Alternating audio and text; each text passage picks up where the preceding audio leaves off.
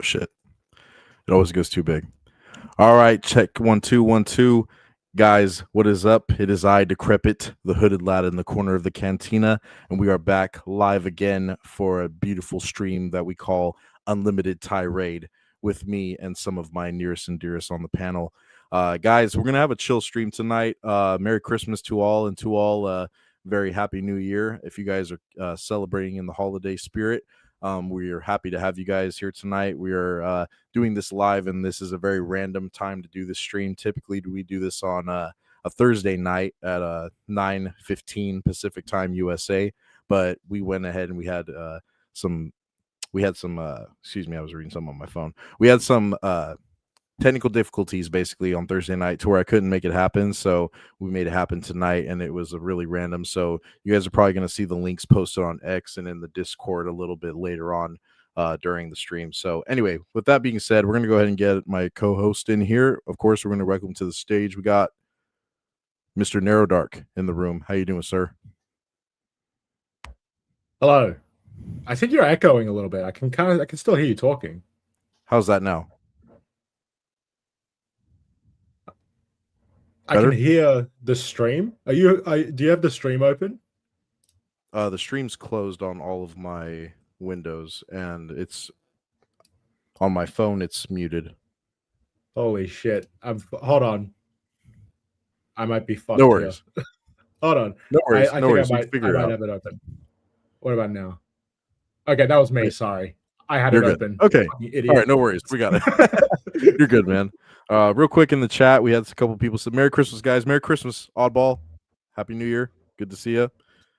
Oh, yeah, and we just had Narrow Dark say Merry Christmas, you filthy animals, for all the fans. But Narrow Dark, how you doing, man? Happy Christmas to you. Pretty good. I was planning on making a video today, but then someone decided to do a stream, but I'll just do it afterwards. Right. I'm a filthy bastard. I am a filthy animal. What's the video going to be oriented around, if you don't mind me asking? It's going to be about Star Wars theory. Oh, lovely. I know we love to see that. I'm looking forward to it. Was it going to be a longer one, short one? Maybe a short one. It's just he was blaming Disney for his channel not getting a lot of success recently. Oh, you know what? I did see that. Yeah, I was watching a little bit of that. I don't know why I'm blanking. Probably because of the Jawa Juice guys. No death sticks, though. Real quick, Black Metal Nazgul. Hey, what's up, brother? Merry Christmas to you. Good to see you. Guys, like I said, this is a bit of a random stream tonight, so we're just hanging out. We're going to talk about a couple things, me and Narrow Dark tonight. The invite was sent to Keely, but I think Keely might have his Friday night packed, which is probably a good thing. He's probably going to be doing something way cooler than just sitting on the internet talking to a bunch of nerds. So, right on. Okay, all right. So, Narrow Dark, I wanted to ask you, holiday special, where do you stand with it? The Star Wars holiday special being that. I mean, it's not exactly a great piece of work. Yeah, that's for sure. That's to put it lightly. Yeah. And I think it is very weird and kind of cool, but at the same time terrible. Yes, I share their sentiment. For those that don't know, the Star Wars Holiday Special, it was in between the films Star Wars and Empire Strikes Back. We also get the little clip of it in between the animated sequence where we get the first appearance of Boba Fett, but it's also orienting around like the quote-unquote Christmas holiday in the Star Wars universe, particularly orienting around Chewbacca and the Wookiees and how they celebrate the Life Day, Happy Life Day, they call it. And for those that haven't checked it out, Narrow Dark linked it into the stream. The full film of Star Wars The Holiday Special is available to go watch on Narrow Dark's channel in case no one has watched it just yet. Make sure you do so. It is kind of a hard watch sometimes for a lot of people, but it is original George Lucas content, so you have to at least watch it once, man. Go pop your cherry on that. But we are going to talk about the holiday special a little bit this evening. Real quick in the chat, we had February 2099, friend of the channel. Say what's up, boys. What's up, man? Merry Christmas to you. Good to see you. The third host gets too much puss to be on the stream on a Friday night. That is facts. That is guaranteed facts. Keely has no business being here with us tonight. It was kind of impromptu, like I said. Like Narrow Dark was kind of joking about it in the beginning. He was gonna record a video, but then somebody decided to stream. That somebody being myself. I kind of just like throw people under the bus like that. But anyway, like I said, we're gonna talk about the Star Wars Holiday Special. So real quick, I'm gonna share screen. I'm gonna get something on the screen, kind of pertaining to what we were discussing tonight. But like I said, man, if you guys are hanging out with us, Merry Christmas to all of you and Happy Life Day. All right, so Star Wars: The Holiday Special. Like I said, it basically orients around the Wookiee version of this holiday. Now, is this holiday actually like more oriented with like the Wookiee tradition, or is this like a galaxy wide thing, or is it only something only the people on Kashyyyk like celebrate? Well, it's Life Day, right? That's Right. I I think it's framed in the film like it's a Wookiee thing, but I know in Disney Star Wars they kind of treat it like it's a galaxy thing. I know that Disney Star Wars kind of warps that way, but like when I'm watching this, right, and I rewatched the full thing on the post that you did on your channel because I haven't seen this movie since I was a kid, right?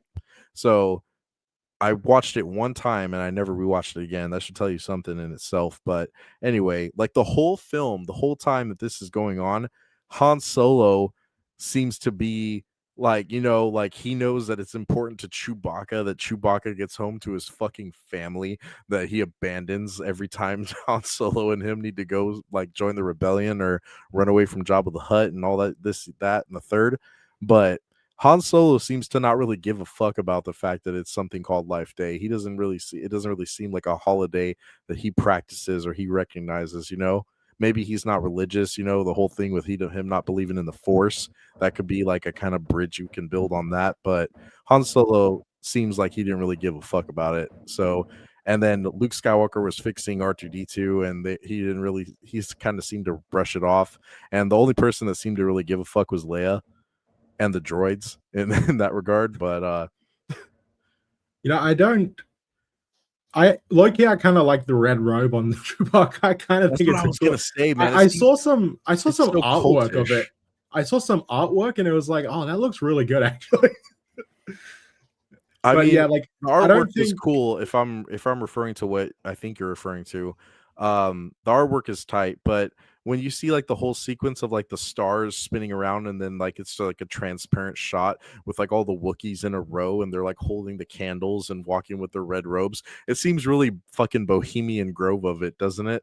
A little bit like cultish kind of. It's kind of weird. Like not something you would expect. It doesn't fit with Wookiee culture, in my opinion. It doesn't feel like it fits. Yeah, it doesn't seem like they'd be throwing on clothes for any kind of like spiritual thing. It doesn't seem like they'd be quick to put on garments and stuff, They're like, I'm not trying to be like specious with the Wookiees, but like they're fucking animals, you know what I mean? Jeez, Jesus, get it. But also, this is absolutely not canon, right?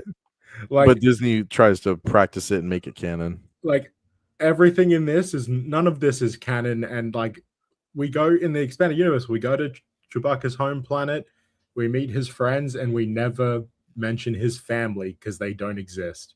So they don't ever mention Lumpy again in the EU. As far as I know, they don't do that. Okay. Not in any canon work, I'd say. Right on. Okay. Like I don't know enough EU to speak on it. That's why I asked if you'd know. But yeah, man, it's kind of weird. Oh yeah, and like speaking of Lumpy, like Lumpy is kind of cringe in this one. Creepy looking. I think it's really, so creepy. Really scary, really weird looking, Like no, we're not fucking shills, guys. We're not haters. Like this is great. Like I love this movie. I'll watch it again before. Yeah, I like how creepy Lumpy is. He looks like a creep. He looks. I'll watch this before I watch any Disney Star Wars content ever again, right? So, like that being said, like this shit is just kind of a mess. And yeah, Lumpy he looks like a weirdo. He looks like a creep. I also think like the acting in this is kind of shit. Like everyone, like Harrison Ford sequence with Mark Hamill. I hated him talking. I don't know why. I can't believe they got Harrison Ford to do this. I don't think Harrison Ford. I know he fucking hates this, and he's never seen it. I know that it took a lot for him to probably do this. George probably had some dirt on him or something. They probably just paid him all the money that was meant to Bro, go to the imagine budget. because Carrie Fisher admitted that Harrison Ford and her like hooked up from Star Wars, like they fucked or whatever. Look, Imagine if they were probably on coke the whole time filming for this. sure, dude. Like, Absolutely. come on, she had no bra underneath that outfit. Like, just whatever, right? But anyway, I'm saying the fact that like George probably knew way more dirt than like Carrie Fisher even like put on to like being what happened behind the scenes of the production. So like, there's no telling. Like George probably took Harrison around the corner and put his hand behind his neck. He's like, "You're gonna do the fucking special, Harrison. You're gonna You know, fucking do it." Like, this is kind of fucked up, but I heard this story about Harrison Ford and Carrie Fisher where it was he had a like couple curly haired where fuckers behind him. they're at like a bar or something, and they're all drunk, and Carrie Fisher was like 19, I think, and all these guys were Oh kind of fuck. like hitting on her and like kind of like maybe taking advantage of her. But then Harrison Ford like took her away and took her outside and then made out with her outside. Oh yeah, bro. Just like in Star Wars, the hero But gets the I girl. think in in her book, Wishful Drinking, she wrote about like Harrison Ford being in her closet when her husband was in her like dressing room or something. Right. And he was like naked, I think, or something like that. But like, their affair was very I don't think it was that secret for that Right. long. Yeah, I feel that. I don't think it did. But yeah, I think the whole budget for this just went right into Harrison Ford's pocket because That's a good probably point. had better things to do. Bro, fucking Carrie Fisher did a whole fucking musical number at the end. Oh my gosh, don't get me started with how many musical numbers are in this that are just straight up cringe. Like the fucking cape, the fucking like pop singer dude with like the glitter, and then the girl with like the purple hair that's like an opera singer. And oh my god, there's a whole lot of just cringe, and like it's Just a whole super lot of weird. filler. It's just a bunch of filler. Like we need the fucking Imperial officer watching a fucking holodeck transmission of like a fucking singer from like a pop universe or shit. Or it might be Coruscant, whatever. I don't know if that was a canon at the time, but regardless, it was just a whole lot of weird shit. You got Lumpy watching a fucking instructional video that takes like 5 minutes from some fucking old coot. It's a lot, man. It's all over the place. Is this where Boba Fett is seen for the first time in the Yes, it animated is in sequence? the animated, yeah, in the animated sequence, yes. And then like you think that he's gonna be help when you're first watching it. I know I did as a kid. That was my first time I saw Boba Fett, and then you're watching it and you're like, oh man, this is a new good guy to like help out Luke and everybody, and then you realize, oh, he's working for Vader. Soiled it. So it ruined him for me in my eyes as like a young kid. But then like I rewatch it and I'm like, fuck yeah, this double agent motherfucker, fucking James Bond of the Star Wars universe, riding a fucking crate dragon, fucking gangster. Well, So technically, he was working for Jabba the Hutt. yeah. But he was leaking information to Vader, so he was double dipping, triple dipping actually. Well, Sure. yeah, Vader did hire a bunch of bounty hunters to find Luke, I'm pretty sure. Yes, he did. And then I had it on screen, but I didn't read it. February 2099 said having the original actors to work on a project in between Star Wars episodes was such a wasted opportunity. I agree, my friend. I agree. They were like in their prime too, right after original Star Wars came out too, when we got this one. So just I can't help it, dude. Just like look at fucking Chewbacca in this red robe. It's so fucking funny. Poor Peter May. He's pondering his orb. Is that Poor an orb Peter or May, is that a too. candle? I can't tell. Bro, it's like a candle and like a glass orb or something. Yeah, some Like, wizard I shit. don't know. It's Wizard Annie. What was I gonna say? Yeah, the cursed musical numbers. I wrote that down. Boba Fett's first appearance is sick. It's tight, even though it's not that long of a feature. It's a pretty good add-on, and gave us the first look at one of the most iconic characters from the franchise. So I love that a lot. We already covered the fact that it might be only just we said that it was only like the holiday that like the Wookiees celebrate. It's not something like universally recognized. God, this is just awful. John said Boba Fett. What's up, John? Star Wars Forge said, good day, boys. Happy 1,000 years of Sarlacc digestion this Christmas. Happy 1,000 years of Starlight digestion to you as well. Happy Forge. Life Day. Happy Life Day, guys. Happy Life Day. And Merry Christmas to all of you guys. Happy New Year. This was an impromptu stream. Like I said, we missed last night's deadline for the next episode. So we decided to do it tonight when we were hanging out. We're talking about holiday special, and then we're going to talk about some other things as well. So good to see all of you guys tonight. I wanted to highlight this again. Oddball said Bohemian Wookiees. Exactly. That's funny as fuck. Dude, also, I don't know if you remember, like at the end, towards the end of the movie, C3PO says some real morbid shit, and basically going along the lines of like, "Oh, I wish we were like really alive. That way we could share in your feelings and happiness." And when I heard him say that, I was like, "Jesus Christ, bro!" I was like, "That was really deep." Like the existential like situation that goes on in the mind of C3PO. I wasn't ready for it. That is weird. Maybe I'm digging too deep into it. You know, maybe it's just like some real surface level shit. But when I heard 3PO say that, I really felt that. I always felt like the longer a droid is like operating, the more it gains like consciousness almost, Right, if you get what I right. mean. It's a The good more thing it that has his like a memory real was wiped in personality. Revenge of the Sith. Yeah, so that's why it's like I feel like R2D2 has like an actual personality. Yeah, yeah, he does. Well, 3PO has a personality too. That's true. Like, you know, original trilogy 3PO is just nothing but an amazing supporting character, especially in Empire Strikes Back. I love 3PO and Empire. How's it going? What's up, Travis Mitchell? Good to see you. John Gets Gaming. Good to see you, sir. 3PO suffering an existential crisis. Exactly. Yeah, that's what I was saying. Everyone just ignores him and laugh. I know he says this, and then he says all of this, and then like Carrie Fisher and Chewbacca just like look at him and just kind of like look away from him. Like no one really acknowledges what he just said. And like I'm thinking R2D2 is probably looking up at him like, bro, what the fuck? Like what the fuck, man? That's what I'd like to think.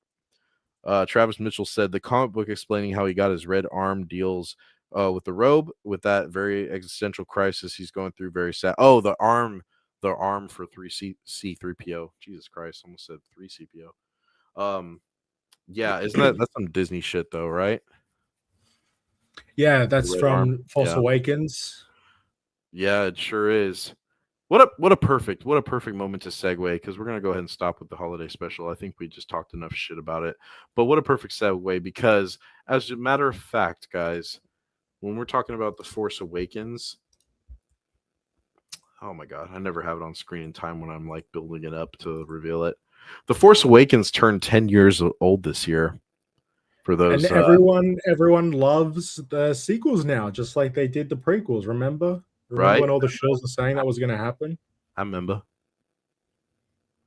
Yeah. So for those that are curious, The Force Awakens aged horribly. This movie sucked dick. No self-respected Star Wars fan enjoyed this film. Nobody thought that this was going to be any kind of kickoff into a new age and a new era of Star Wars. At least I can speak for myself when I feel that way. I felt nothing when I watched this. I walked out of that theater just purely pissed and fuming, full of rage, full of angst. I was so angry. I just couldn't believe it. But Disney had the gall, and then they made 2 more of these. So, do you remember where you were when you watched this film? Yeah, I was probably like 15. No, when did this come out? 2015. 2015 or 16. One of Okay, those I would have two. been like 17, 18, something like that. Jesus Christ. Um, yeah, I remember being pretty excited Yeah. actually, and then watching it. I don't even remember what I felt when I watched it. Like I don't even So recall my experience because I just don't care about it. It's So so I went boring. I went to the midnight showing on the following day, not the actual like main day, that first day that it debuted, but the second day I went to a midnight showing, and I went to like a theater that's like 2 towns over, a bigger town than my own that I live in, and the theater was dead. There was nobody in there. And that already to me was kind of like a big red flag.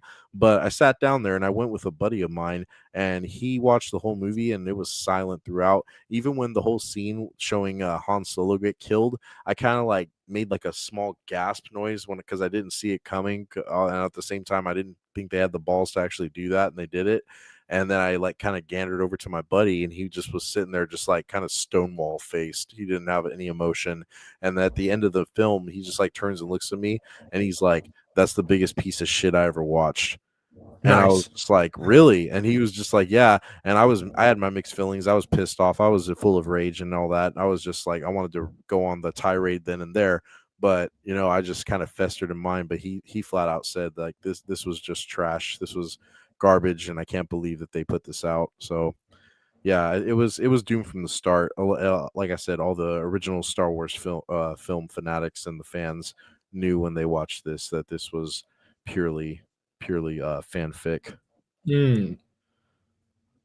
John said, "Oh, go ahead, Dark. Go ahead." I was gonna say I remember watching it on opening night. I remember the theater being pretty packed, but the thing about Australian moviegoers is like I from what I see in for Americans, you guys cheer and you clap and you're always really animated and stuff.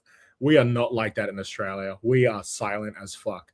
Unless something's funny, we might laugh, but we might laugh. You know, like we don't do that. We just watch the movie. Yeah. We are not like that at all. Okay. Yeah, that's fair. You know,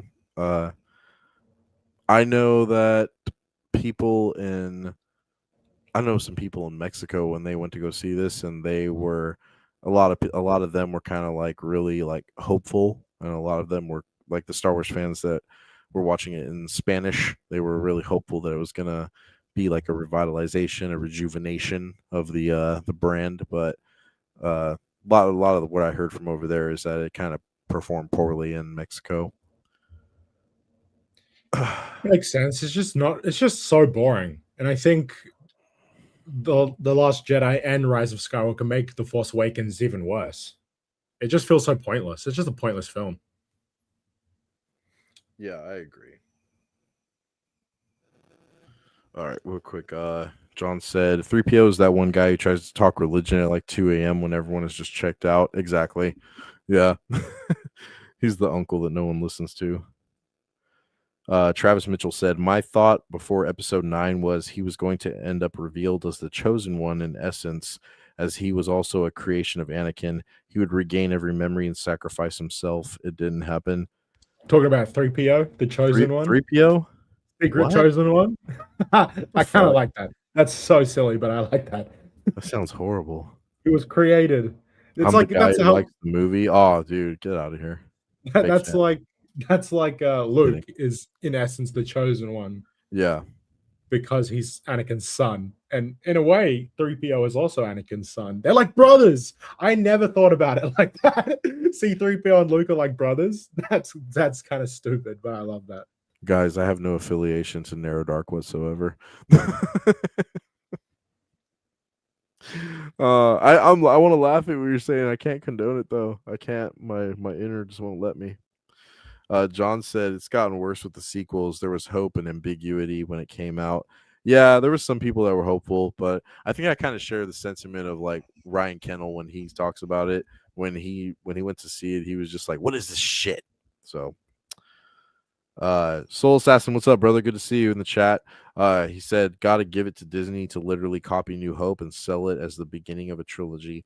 Yep, it shared a lot of likeness to New Hope, aka the original Star Wars. Sure did. The article basically just kind of glazed up and talks about the anniversary of the film. Basically, 10 years ago this week, the Star Wars Episode 7, The Force Awakens, released in theaters, marking Walt Disney Studios' first big screen live action foray into the galaxy far, far away since it acquired Lucasfilm in 2012. Though The Force Awakens opens to undeniably high anticipation, Star Wars fans circa 2015 approached the film with degrees of caution, as they should have, as a lot of us came to realize.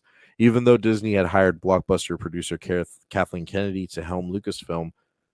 So right there, when they say that Disney hired Kathleen, I thought George appointed her to be head of Lucasfilm, if I wasn't mistaken, and that was part of the deal. Do you know if I have that's the case? I that's what I've always heard. That was like the defense of Kathleen Kennedy's like, oh well, George picked her, but people also say Dave Filoni was George's apprentice and he wasn't. So who knows how Yeah, true we it get a is. lot of that. But unless I hear George Lucas say I chose Kathleen Kennedy, then I don't believe it. He probably has said that though. maybe, yeah. I think because there was an interview where she's like saying like, and we want to preserve what George did, and I believe George is sitting right there at the table with her when she's saying it. So Mm. I don't think she would get that kind of say in front of George unless he okayed it and she was running things in his on his behalf or on his appointation. Uh, in chat, real quick, February 2099 said, I never met one person who likes episode 7 in real life. Yeah, neither. I've met some people who like it. I have a couple friends that enjoy it. I have a lot of friends that are also like Mandalorian fans. They say they said dumbass shit like, oh, this is the way all the time. And then they love Grogu and Mando and Pedro Pascal and blah, blah, blah. So that's always fun dealing with that. But yeah, they don't like Last Jedi and Rise of Skywalker, so I guess I could be off horse. I think like Rise of Skywalker, unironically, it's way better than the first two. I think it's a far more uh, interesting film. I wouldn't say it's good or anything, but it's It's a definitely more fucking enjoyable mess. to watch. The first two are so boring. Yeah, and then they fucking retcon Last Jedi with that film. They jam packed like two and a half worth of like film plots into one film, and it feels like a rushed, jumbled mess. Yeah, it's genuinely awful. It's an awful film, but Yeah, it's horrible. it's way more fun to talk about that film than the other two because the other two are just lame. Well, yeah, we've torn apart all of these films at one point and during the podcast or discussions amongst ourselves, but yeah, I do agree. There's way more than I can lay into on Rise of Skywalker because it does so much dumbass shit. I mean, come on, like the easiest low hanging fruit is like, oh, the horses on the Death Star or the Star Destroyers. You know what I mean?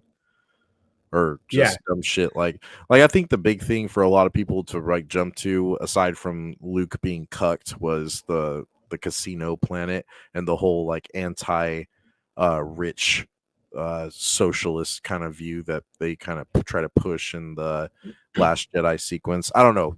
People say that. I'm not saying that those aren't my words. Those are a lot of just like I mean that is what it is basically. the sentiment that a lot of people get I from it. don't So I don't like being lectured to about how bad rich people are by someone who's a millionaire. Like, sorry, Ryan yeah, Johnson. yeah, it's I real don't dumb want to hear shit. it. That's why I love it when like, or I don't love it, but I think it's hilarious when people like Elon Musk say shit and try to resonate with like a lot of regular people, and that motherfucker does not live like those kind of people at all. Yeah, but big facts. Like this was just a mess. Real quick in the chat, let's catch up. Soul Assassin. I remember seeing it when it came out with my brother, and the audience was silent. The Phantom Menace screening I went to in '99 had more excitement. Yeah, man. And I've said it before. I went to the midnight release of Revenge of the Sith back in the day, and dude, that theater, the energy in that theater was unmatched. Livid, like just you could feel the vibration in the air and in your seat, and people next to you just really just losing their fucking mind when that movie was being played. No one was being quiet during that entire time. Everyone was screaming, crying, cheering. Like it was just a whole ordeal. You just had to be there. You just had to fucking be there, honestly. We got Scran in the building. Howdy, lads. What's up, Scran? Good to see you, mate. I don't know if you celebrate the holidays, but happy holidays. Merry Christmas to you. Happy New Year as well, brother. Good to see you. Having Merry Christmas and a Happy New Year to everybody in the chat, guys. We impromptu tonight's episode of Unlimited Tirade, so we are here and we're hanging out with you guys just for a little bit, to talk about some fun stuff. We covered the holiday special in the beginning, and now we're just kind of going over the fact that the Farce Awakens turned 10 years old this year, and then we're gonna talk about a couple other things. But hail to all of you guys. Good to see you. Yeah, good to see you guys. Any Creed by Black Metal Not School. He's always going crazy in the Discord, man. He's always You know sharing what? Creed. Black Metal Nazgul. I forget which novel George R. R. Martin wrote. It's one of his worst ones. I forget what it's called, but it was. I remember him saying like it almost killed his career because it was such a failure, and he went to writing TV. It was like one of his sci-fi novels, but in that novel, he wrote. There's a a heavy metal band called the Nazguls. And I remember thinking, that's fucking sick. That is pretty cool. Yeah. Any Tolkien fans in the room? Oh, I've been listening to Lord of the Rings on audiobook, actually, Have you now? narrated by Andy Serkis. Ooh, Yeah, how's that listen? it's Really really good? good. He's really good, actually. He's so talented. I got to notice you do the Smeagol voice. They haven't introduced Smeagol yet. Oh, okay. All They've right. just gotten to what is it, Rivendell? Yeah. Arendelle? Okay. Yeah. And Fellowship. Arendelle?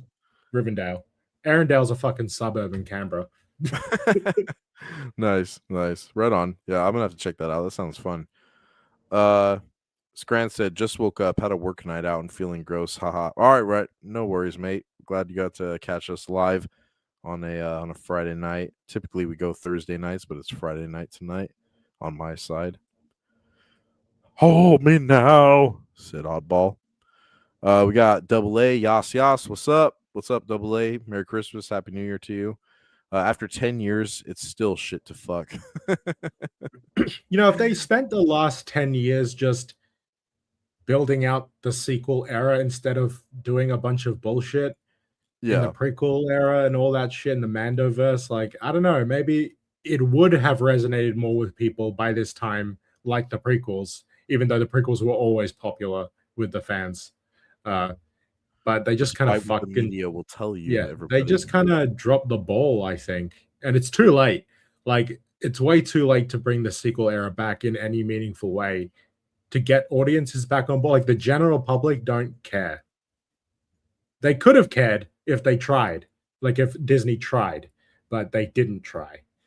They were trying to play it safe and do all this like Kenobi, Boba Fett bullshit, whatever other fucking shows they were making. I don't remember. Acolyte, Oh yeah. the biggest one. Oh yeah. Also, apparently, Ahsoka season 2 is going to be releasing 2027 potentially instead of 2026. Oh, they're delaying it till another year. Yeah, apparently. Interesting. We got GTA 6 before Ahsoka season 2. Well, you know, you never know. You never know. They They could might push delay it back again. again, guys. Wouldn't that It's be November. great? It's by the end of next year. We should have GTA 6 unless they delay it again. I hope they do at this point. Like, like fuck it, dude. Let them do it again and again. I hope it never comes out. Nothing could save this. Yeah, that I feel the same way, Oddball. And then Black Metal Nazgul said, "Yeah, the metal community has a lot of Tolkien influences." That sounds cool, man. That's what's up. This article proceeded to go on and saying the last time that Star Wars came out of a long hiatus to expand the series was in 1999 when George Lucas returned to kick off the prequel trilogy in Episode 1, The Phantom Menace.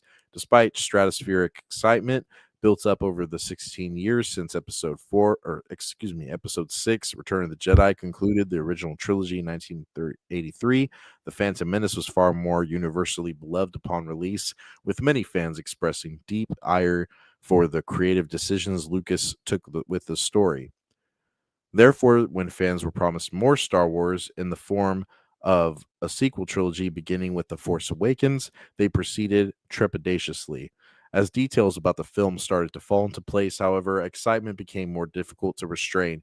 It was announced early on that Harrison Ford, Carrie Fisher, and Mark Hamill will be returning in the film, reprising their respective roles as Han Solo, Princess Leia, and Luke Skywalker from the original trilogy. Meanwhile, behind the camera, Empire Strikes Back and Return of the Jedi scribe Lawrence Kasdan was working on the screenplay. Yeah, you know what? I remember when they announced that we were getting the old original cast back, and you know what? I'm not gonna lie, like it did give me some kind of like flutter, but it didn't knock my socks off, and it didn't make me hopeful for what was coming. Exactly. I remember there was this whole thing about Carrie Fisher being too fat. Oh So yeah, I she ended remember up that. losing a lot of weight. And I remember Yeah, her, this was like back when it was my old Twitter account. I remember like replying to one of her tweets about how she got in shape. And I was like, I remember saying something about her being a Jedi. Like I was expecting her to be a Jedi in the film, and she wasn't. Because she's a Jedi in the EU. no, yeah, you're exactly right. But Super disappointing. We didn't. Yeah, that was disappointing. As was seeing Luke Skywalker being fucking cut at the knees and turned into a hermit nobody that we call Jake Skywalker. So I'm pretty sure I Mark Hamill's the one who coined that. yeah, I believe he did. I And believe he he was like, coined that. this isn't Luke Skywalker, this is Jake Skywalker, because Luke Skywalker wouldn't act like this." He said something like that. Yeah, I believe that's correct. Real quick in the chat, February 2099 said first show since the Netflix Warner announcement, which is what's that? Oh, one of the shows Ahsoka. we said. Oh, dude, what does that have to do with? Sorry, I didn't mean to call you. I didn't mean to call you out like that, February. I didn't mean it like that, man. But that threw me off. I apologize. Double A said, "Oh no, how will the Ahsoka sexuals ever do or cope?" I know, man. They gotta hug their body pillows with Ahsoka on the cover for like another year or so. February then said Mark Hamill lost 20 pounds for his role in Episode 7. Yeah, I believe it, and I'm sure that Han Solo had to give up weed and switch to like stimulants for that for sure. Han Solo looked like he was wired and on one. Every time you see him in an interview, he looks so like slow and just like grounded. Fanatic Verse said, "What's up, Decrepit? What's up, Fanatic? Good to see you, man. Appreciate you being in the chat. Merry Christmas, Happy New Year to you." Wanted Narrow Dark's thoughts. My bad, LOL. Oh, okay. On the Ahsoka show or the merger? I think he said first show since the Netflix Warner announcement, and I was kind of like sidestepped by that because Are we talking about the first Netflix Warner project, or the first DC project after that? I think it's Lanterns. But if we're talking about Ahsoka, I'm not excited for it. It's probably gonna be shit. Yeah. But I said it on Monday stream as well. Like I said, I kind of like told Narrow Dark behind the scenes what I did and what I talked about when I was discussing things on the Monday the hang out with your floppy stream on Monday. But yeah, just to put it lightly, I'm not gonna spend a whole lot of it on this stream, but the Lanterns preview just it doesn't do anything for me. It doesn't make me hype, man.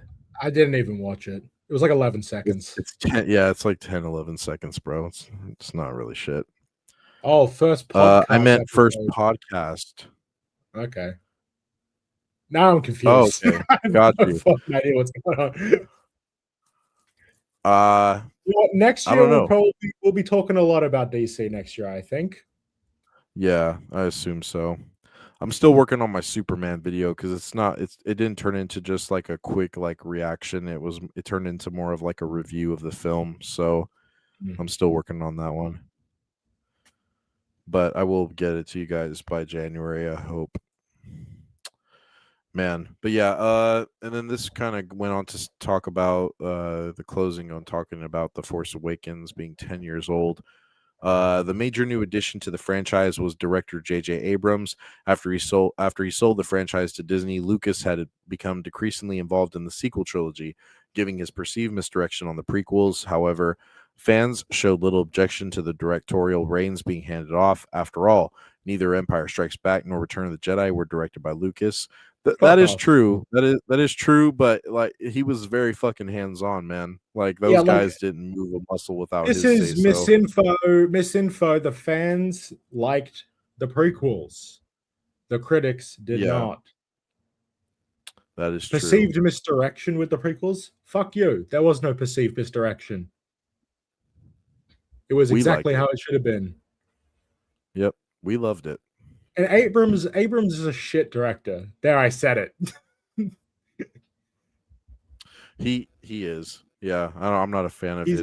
He's basically Dave Filoni, just zero original ideas. It's just all derivative work, and it's just fucking shit. Yeah, I wasn't a fan of his Star Trek adaptations either. But I'm not a big Trekkie, but I know good Star Trek when I watch it, and that shit was just bland. I think the third Star Trek movie was good, and he did not direct that. I think Simon Pegg directed that. He wrote and directed it with someone else, I think. Okay. All right. I don't know the credits on that. I'll have to look it up myself.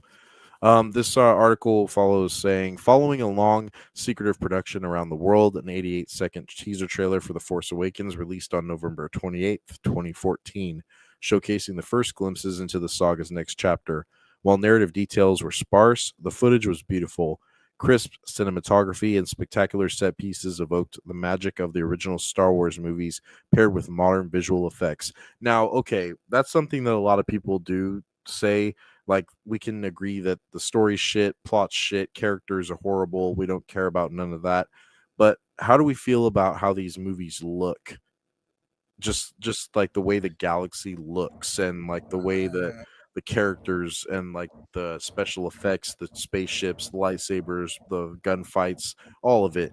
Like, how do I we think feel how it looks? generally the special effects are decent. The lightsabers, I'm not really a fan of that, like the way they're doing lightsabers with Disney, the way it's like an actual heavy So I stick with think a light source. so me personally, mate, I feel that the biggest problem that I have is in lightsaber choreography. The special effect of the lightsaber itself looks good, but the choreography and the fight scenes are I just think ass. it's because of the prop. So they can't move around like they did in the prequels because Yeah. the prop is different. But one thing I will say about Rise of Skywalker, when the Death Star, like Star Destroyer, like thing blows up one of the planets, that looked really good. I don't know if it was like a miniature or something, but it looked really nice. And that's I'm all pretty the sure praise that's I'll all give that film so far. pretty sure it's all CGI for sure.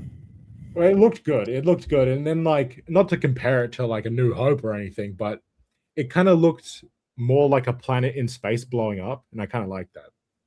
Right, right. I can hear that. Yeah. Like, people say, Last Jedi is the worst one, but some of the shots in that, like, just on a cinematography like level, there's some shots that look pretty decent, especially like on Crate, but I don't fucking condone the story or the characters and the plot, Yeah, like guys. the I'm actual like not a fan of set, the story. the art design for Crate, where like the salt is being kicked up and there's all that red dust Yeah, and there's yeah. red Like trails and stuff. the Like the speeder that's a the neat speeders, that's how neat, they scrape it. you know. They scrape But the like surface. the actual plot of the film is shit. Yeah, it's horrible. It's horrible. And double A, yes, that is true. Only shills celebrate 10-year anniversary. That's why we're laughing at this article. And then Fanatic Verse said those that hated the prequels are shills. I agree. And just a lot of misguided normies that were critics and had nothing better to do that day. I think we'll conclude this, and it says blah blah blah blah blah. The trailer also featured first looks at John Boyega's Finn, Daisy Ridley's Rey, and Oscar Isaac's Poe Dameron, Adam Driver's Kylo Ren, and the voice of Andy Serkis's Supreme Leader Snoke. There were also X-wing stormtroopers, a new lightsaber, and the Millennium Falcon. It was in with the old and out with the new, just as prequel weary fans had hoped.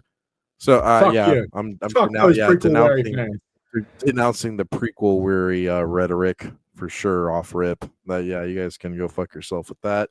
But no, when I saw the characters, I was really disappointed because I didn't give a shit about these. And that's another thing we discussed. Like, if they were gonna do like EU canon kind of leaning take on the characters, like they would have to be recast. They would have to just all be recasted. Like, we're not going to get young Luke Skywalker with. I don't want CGI deep fake faces on these actors. Yeah, And like, if Disney ever brings Luke, Leia, and Han back, I want them to just recast them. Don't do this Luke Skinwalker shit. It doesn't well, work. I don't. Well, It works on the I shills. don't It works on the shills. That's the only people who for think it's sure. good. But I don't want them to bring them back ever. But yeah, I like mean, they they'll when they probably do it anyway. Watch them bring back Luke and Leia and recast them and recast Han instead of getting the guy from Solo. They're not going to bring that guy back, but they'll bring Donald Glover back as Lando. But that Alden Ehrenreich who played Solo, they're never bringing him back. I actually might agree with you there in that case. Um. So yeah, this just kind of glazes more of the trailer, and then, well, man, Like anything to gain traction on social media, though, not all discourse surrounding The Force Awakens was positive. Some viewers flied their fandom flags with toxicity. Here we go, the toxic fans, guys. You know how horrible you are, how toxic you are, and how you guys need to shut up and just take it like good little boys. Most egregiously, a faction of fans voiced complaints about the trailer's opening shot of John Boyega in Stormtrooper garb, claiming that a black man cannot portray a Stormtrooper based on canonically debunked grounds that all Stormtroopers are clones of Jango Fett. Oh, go fuck yourself. That I don't Go believe that it fuck was ever a yourself. thing. Anyone who made I that, don't believe that anyone was who a thing made that either. argument, like, there's no way that was a real argument. That is such fucking cheap shit to say, dude. Ah, like even in 2025, this movie came out like 10 years ago, and we're still talking about this. They just will not let up. They just want to keep villainizing the Hold fandom on, that calls Kyrie, them out. this led to posts and memes that claim Star Wars was promoting white genocide and that fans should boycott the new film. I don't believe that. I don't believe that ever happened. Neither do I. I don't think there was anyone It's leaning just that fake way. news. Fake news. This is Yeah, fake news. it's fake news. Fake news, bro. Killery. Double A said it's far too late. They had their chance with all the OT cast as their characters, but never fucking did. Yep, and they soiled it. Like, Soiled it. if you Soiled it. wanted the OG actors, you could have said it and kept the EU and just said it after all of that stuff, like Legacy of the Force, all of that stuff, and have them be a lot older. That way you could have like Jason, well, not Jason, he's dead. Jaina Solo would have been like maybe Kylo Ren's age, like 30, Yes. maybe a bit older Yes. than that. And that would have worked. Yeah, I hear it for sure. Oh yeah, spoilers. Sorry guys, if you haven't read those books, Jason Solo dies. Yeah, I think there are a lot of people are familiar with. Like, it's not spoiler to me, even though I don't know how. Like, the how and the why is always more important than the actual act happening sometimes for me. So I will say that as a reader. Real quick, Double A said, dude, I thought having a stormtrooper becoming a Jedi was a cool idea at the time. This is a bullshit article, and this writer is dumbo monkey with banana up their ass. I fully agree with you. Yeah, This that is was one thing that was I remember being really hyped to see, right. and it didn't go anywhere. I liked that idea, and I was like, oh, I was hoping I could see that. That'd be kind of neat, and then it just didn't happen. Yeah. This hold on real quick. Let me unhighlight that. Real quick. Stig Kenobi, hi there, Decrepit and company. What's up, Stig? Good to see you, man. Merry Christmas, a happy new year to you. Merry Christmas to everybody in the chat if you guys are just joining us. Variety is fake news, and it's also owned by certain hat wearing people. Certain small hat wearing people. Variety is fake news article. Yes, it is. Stig said Crucible ended perfectly for a sequel trilogy. Ben, Jaina, and Chance Calrissian established. Luke had left into a sort of exile. All the characters were at the same age as Ford, Fisher, and Hamill too. Okay.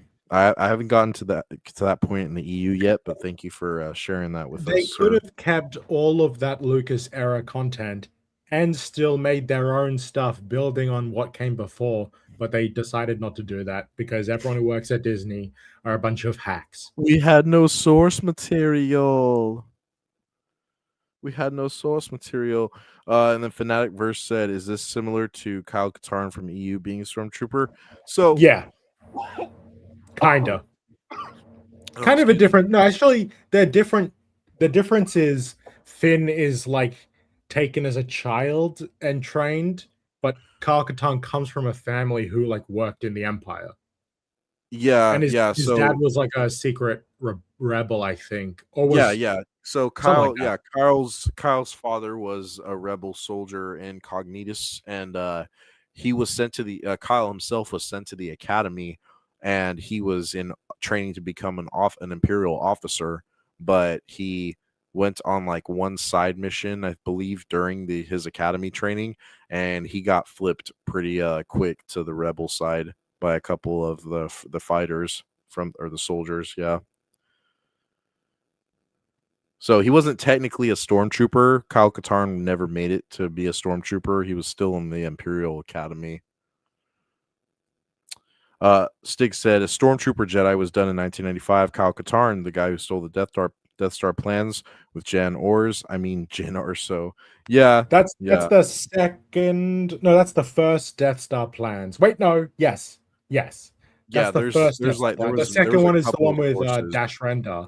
Yeah, there was a couple sources of the Death Star plans broken I up. think Shadows of the Empire was the Death Star plans for Return of the Jedi,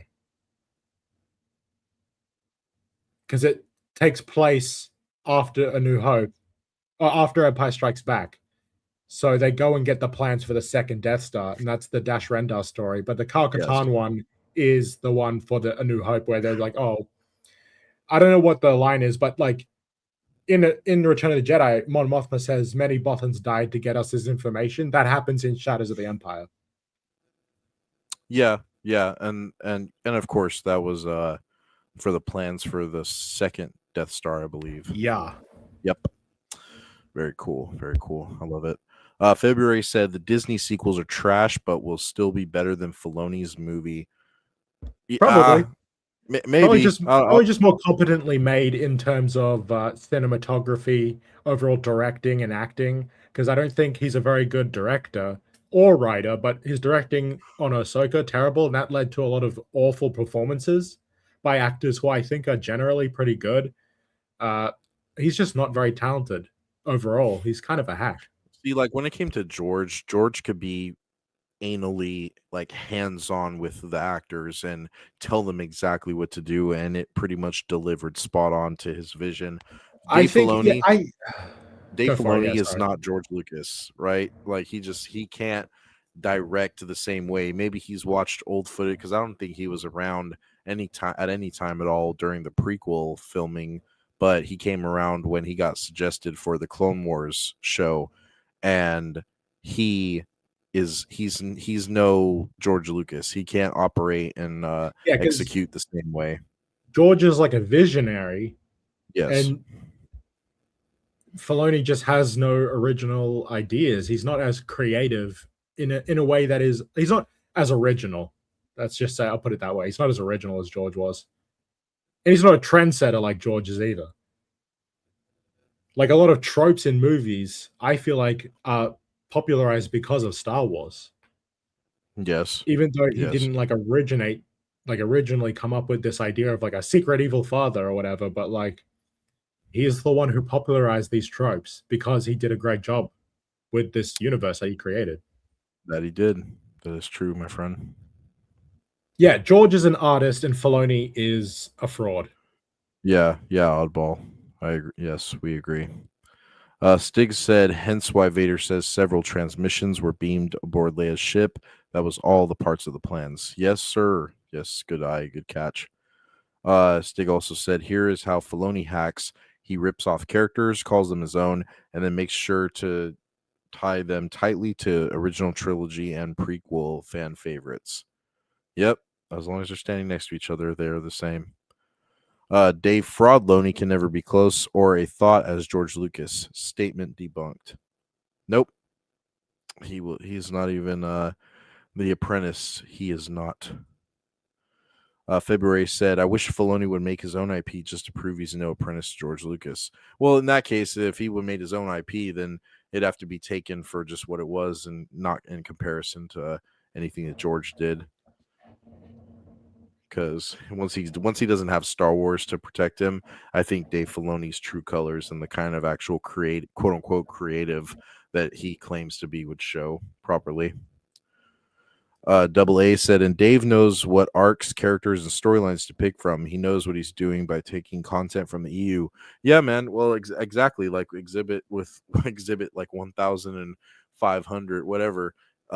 With his show of Ahsoka, he tried to steal from the Heir to the Empire storyline. So he didn't execute it properly at all. He botched it and fucked it up, but he was definitely ripping from that. Everybody knew that's what it was. Do you think Dave Filoni is part of the Epstein files since he's a wolf sexual? He might be, man. He might be. Well, we'll never know because they got entirely redacted. But you Yeah. know what? Dave Filoni, I think, directed one episode of The Last Airbender, and Yeah, Avatar: The Last Airbender. Yeah. I think it was like the second last episode of season 2. But you'll know it when you see it because there's a giant wolf randomly. So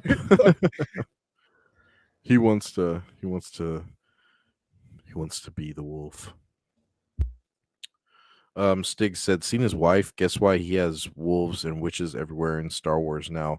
Yeah, that makes sense. His I'm pretty personal. sure his character that he plays in the Mandoverse is called Trapper Wolf. Oh, his X-wing pilot character. Yeah. Yeah, you could be right. There is definitely like a call sign for a wolf when it comes to him. It's fucking disgusting, man. But yeah, appreciate you guys talking in the chat with us about this, guys. It's fun. And then it said, oh, I wanted to bring this up because it said concerns were also raised when audiences noticed that the Chinese poster for the film had shrunk John Boyega's image. Questions emerged as to whether Disney intentionally minimized the black actor's likeness to appeal to Chinese audiences that may not be as welcoming to a diverse cast. Oscar Isaac and Lupita Nyong'o. Nyong'o's characters were also omitted from the Chinese poster despite being present in other territories' prints. Now, as Well, true as this may be, I'll let you go off in a second, but as true as this may be, I think a lot more other people, other entities, particularly YouTubers and people that were digging into this, they're the ones that made more of a deal and pointing this out than actual companies did. well, yeah, I think Disney wouldn't want to openly admit that they would do that just to get more money from China. But on this Lupita Nyong'o thing, her character is an alien. You can't even tell she's black. Her character, whatever, that little yellow alien they go to visit in The Force Awakens, Yeah. who gives Anakin Skywalker to Rey, that's her character. It's like, why? Who cares if she's not on the poster? She's an alien. She's not an. I was gonna say she's not a nigger. No, she's not black. Jesus. So you wouldn't be able to tell. Jesus Christ. Thank you, Narrow Dark. Merry Christmas, everybody. Gotta keep it real. Just gotta keep it real, guys. No. If you can be uncensored anywhere, it should be here. Other than your own videos. Your videos are funny. Meanwhile, fans raised questions about less political matters with similar fervor. Why did Kylo Ren's lightsaber have a crossblade? Because it's gay. Why was Darth Vader's helmet in the trailer when it was supposed to be cremated with Anakin's body in Return of the Jedi? These are also a lot of questions that OG fans had as well. If I'm not mistaken, in the EU, didn't like Luke like bury him in an actual like grave? Maybe that would make sense. Like you burn them and then you take the ashes and you. Yeah, put I'm them pretty somewhere, sure right? Luke You would just Skywalker leave them did. in a pot. That's what they did in Disney. He just left it there. That's like because Kylo Ren, I'm pretty sure he went back to that planet Yavin, not Yavin, fucking Endor. Yeah. And took the helmet from where he was burned. So in Disney canon, Luke burnt Vader and just left his remains there. And didn't like bury them or put like stones on them or some shit. Like nothing. What the fuck? That's weird. Well, like I said, I need to check. I think the book that would maybe answer that, it would be either Heir to the Empire era or maybe Truce of Bakura says something about it since it's supposed to be right after Return of the Jedi ends. So I'm gonna have to. Edge of the Empire takes place like 5 years after. Yeah. I know it's later, but I didn't know if like that's the one a lot of people like jumped into when it came to. It must have been one set like right after Return of the Jedi ends. Yes. So you should be able to find that. Yeah. Maybe they don't mention. They mention like of course they mention like Anakin's ghost and one with the Force and what have not. But as far as his remains, I can't remember that part. I think this is it. Says few of the opinions, however, seem to hinder people from actually showing up to see The Force Awakens in December. On December 14th, the movie took over Hollywood Boulevard, concurrently premiering at the TCL Chinese Theater, the El Capitan Theater, and Dolby Theater to a collective audience of over 5,000. Yeah, the initial like showing up that people did for this definitely was a little bit higher in the beginning, and then it And dwindled. this is something that like a lot of the shows bring up, the fact that the box office was 2 billion, but a film's box office doesn't determine how good it is. Right. It just means a lot of people went and saw it. Doesn't mean Yeah. everyone who went and saw it liked it. Most people A lot didn't. of people went and saw this and expected more. A lot of people were Yeah. very let down by this. So that initial seat people in seats doesn't probably reflect have over longevity, like you said. You know, just look at Yeah. Zack Snyder's filmography. A lot of his movies made a lot of money, but they're not very good. BVS Yep. made like $800 million, and that was awful. It That was is so true. bad. It was so bad. The girl I went to see it with never spoke to me again after we finished that. Fuck. She Telltale came sign. we came out of that movie and she was like, that was the most boring movie I've ever watched. And you took me to it.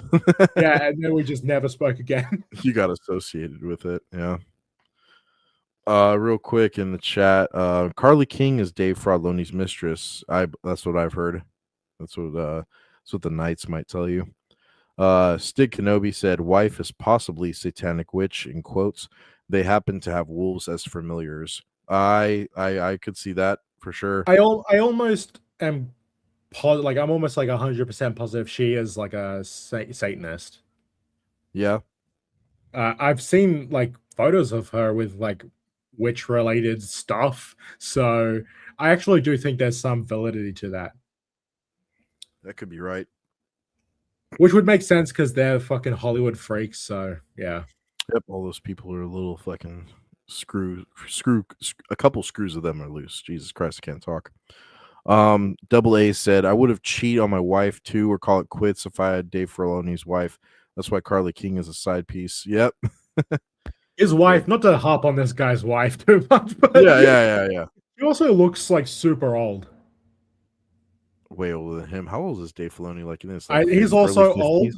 He's also old, but he looks like he looks like he could be in his late 30s, mid 40s, something like that. But I think he's in his 50s. Oh, I wasn't even gonna give him his 30s. I was gonna say he's 40. He's 40 something for sure. But yeah, his wife's an old bag and a witch. So Case closed. Stig said Snyder copied Aliens with that one zombie movie. Which zombie movie is that? is that the one where they have to go into Vegas to do like a heist I with don't Dave know. Bautista? Not sure. Army of the Dead or something like. I don't know if that's what it's called, but it's one of his Netflix series that bombed. Like he made like that zombie stuff, and he did that sci-fi thing. I forget what it The was called. Rebel Moon. Rebel Moon, yeah. Yeah, I Just think that's all what it's called. his original ideas just bomb and no one cares. It was like his version of Star Wars that he wanted to do, but when he wasn't allowed to touch Star Wars, he had to come up with a new idea. If that plot for that film was in a Star Wars movie, that movie would be shit because that plot sucks. Yep. That's pure ass. God damn this fucking.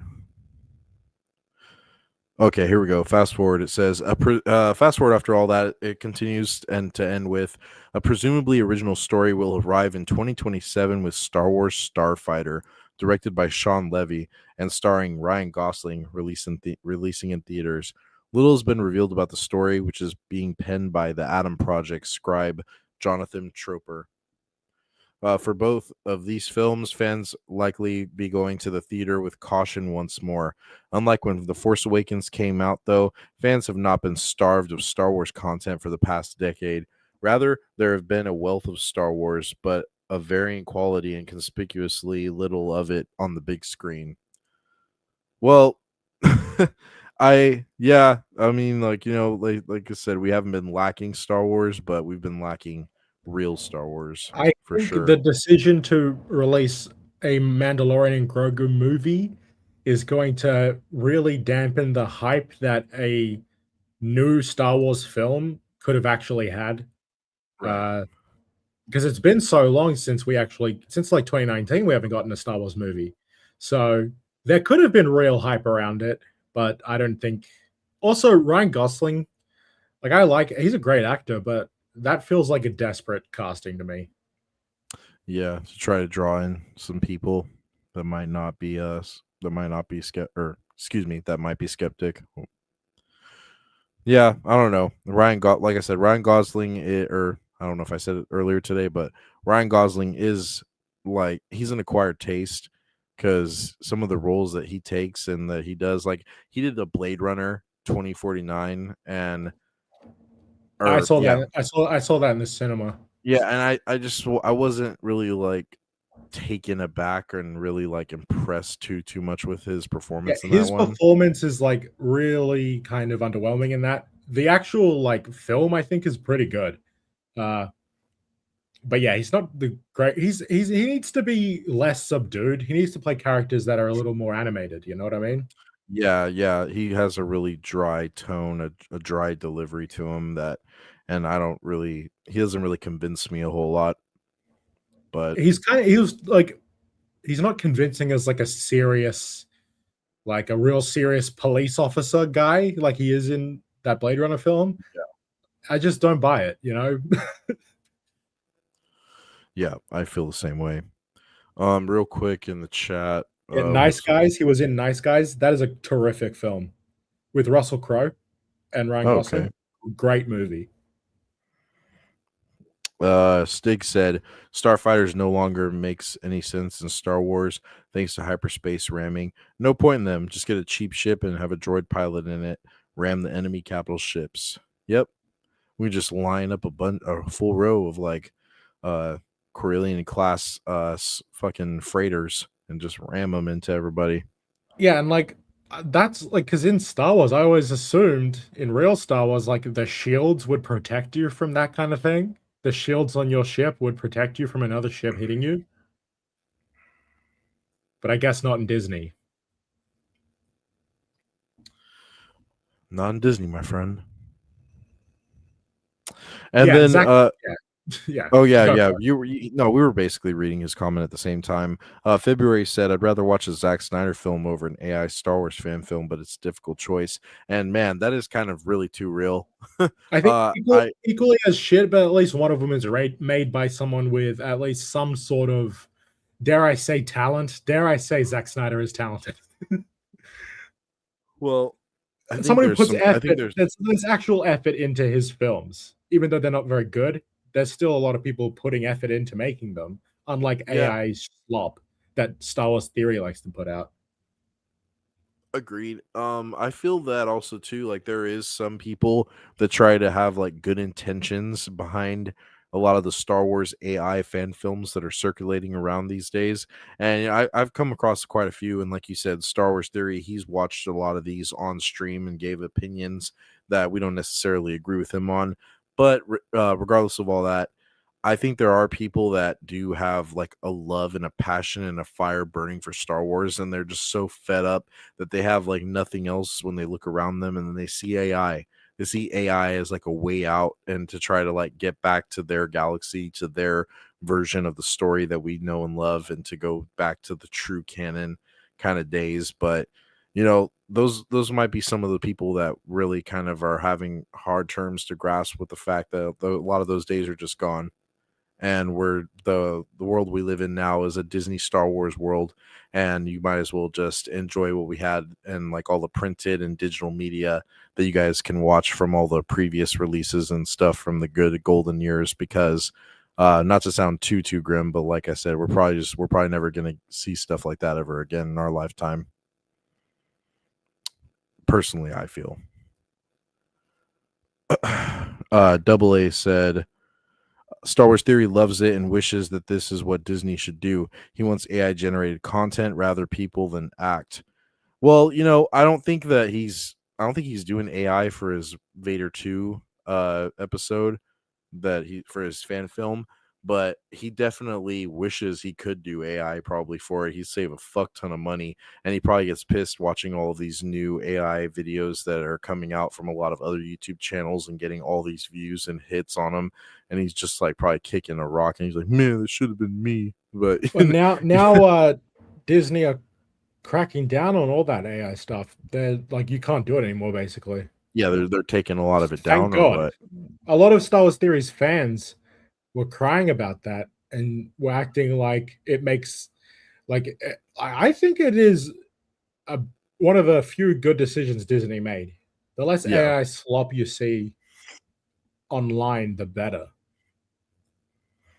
I do agree with that sentiment, but there are a lot of people that there might be some poor motherfuckers out there that just use AI to like see something that they want to see, that they know a lot of these people that run these companies and run the IPs and the franchises, they're never going to actually produce or do.